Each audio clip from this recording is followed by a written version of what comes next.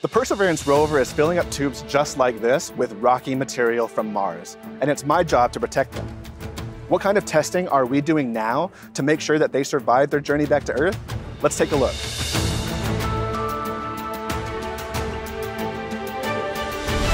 We are close to the base of a nearly 90-foot drop tower here at NASA's Jet Propulsion Laboratory. Places like this are designed to help test out NASA's most ambitious campaign to date, Mars sample return. I'm Raquel Villanueva here with Aaron Yazzie. He's in charge of keeping the sample tubes safe on their journey home. So Aaron, what's the plan for Mars sample return? Mars sample return is the next leg in us being able to bring back rocky samples from Mars to Earth so that we can study them here and look for signs of ancient life. What kind of testing is being done here at JPL to prepare the sample tubes for their journey back to Earth? The sample tubes have already gone through a lot of testing to date, but we're going to continue testing to make sure that they can survive every leg of this mission. Some of them involved mimicking Mars's environment, practice robotic handling of the tubes, making sure that they can survive each of those steps, the launch environment, the landing environment.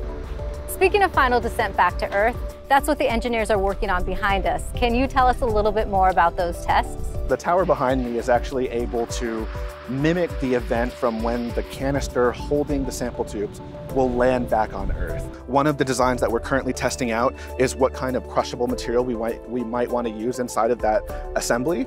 So this right here is actually a piece of titanium crushable that we're going to use with this mass simulator to see how best to cradle and protect these tubes when they land back on Earth. What is being done to ensure that this is a successful campaign? We are currently partnering with agencies across the US and around the world, the most predominant one being the European Space Agency.